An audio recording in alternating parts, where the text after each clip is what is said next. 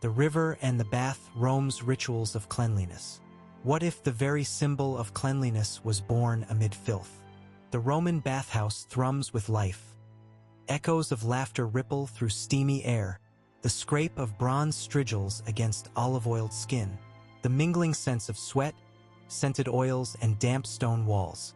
Here, cleanliness is a spectacle, a ritual of power and civility, where senators and slaves alike share the same waters, yet worlds apart.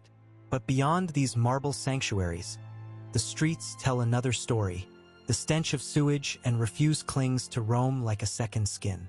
Was their obsession with bathing a quest for hygiene or a stage for status?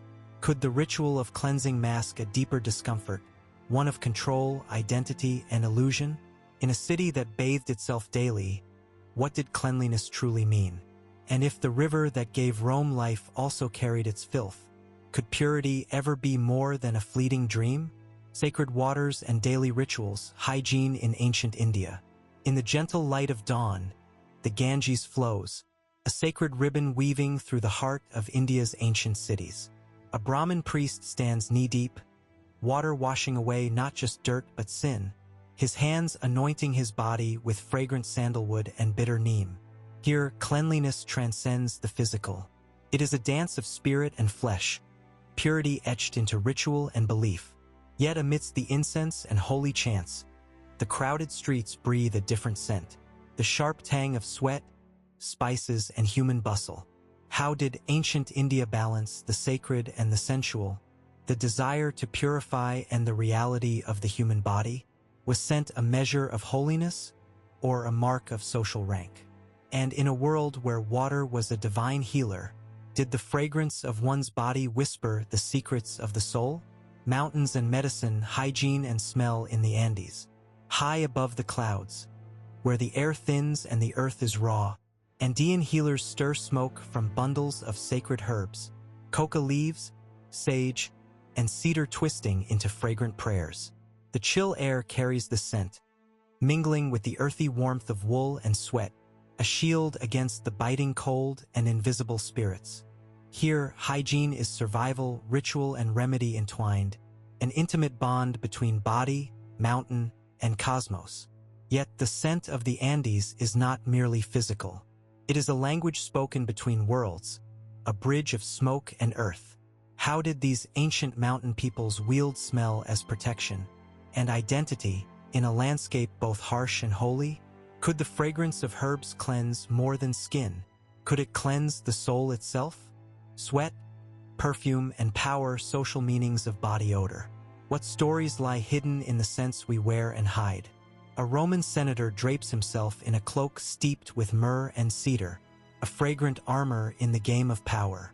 An Indian courtesan glides through temple halls, her skin kissed by jasmine and turmeric, her scent weaving a spell of allure and influence. An Andean chieftain, surrounded by swirling smoke and herbal incense, marks his rank with an invisible crown of scent. In these ancient worlds, body odor was never merely biological. It was a language of class, gender, and exclusion.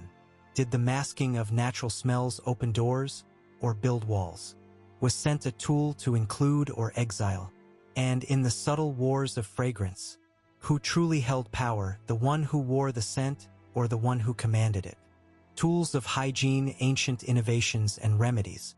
The scraper slides over glistening skin, bronze gleaming beneath the sun as a Roman bathgoer strips away the day. Across continents and cultures, hands anoint with oils steeped in herbs, turmeric, neem, cedar, each drop a promise of purity and protection. Steam rises from Andean stone saunas, fragrant with eucalyptus and sage, a ritual of renewal carved from tradition and necessity. These tools, simple, ancient, profound, are not mere implements, but symbols of civilization itself. Were they born from survival or aspiration? Did these innovations shape bodies or societies? In the traces left by strigils, oils, and smoke, what do we learn about the values etched deep in these cultures' souls? Disease, decay, and the limits of cleanliness. Even in their rituals of purity, death's shadow loomed, the stench of plague and decay creeping through Rome's marble streets, invisible enemies defying the baths and scrapers. Ancient Indian healers turned to Ayurveda, crafting herbal cleanses to purge toxins both seen and unseen, while prayers rose to gods for protection beyond mortal reach.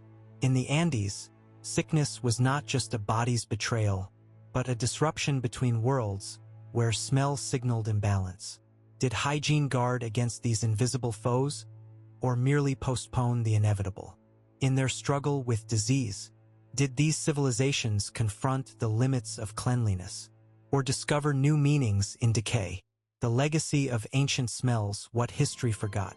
Perfume recipes whispered through centuries, bathing rituals revived in modern spas, the ancient dance of oils and herbs lives on. Yet much of the truth remains buried beneath layers of myth and time. How have our ancestors' sense shaped the way we understand hygiene today? What have we lost in translating sacred smells into commercial perfumes?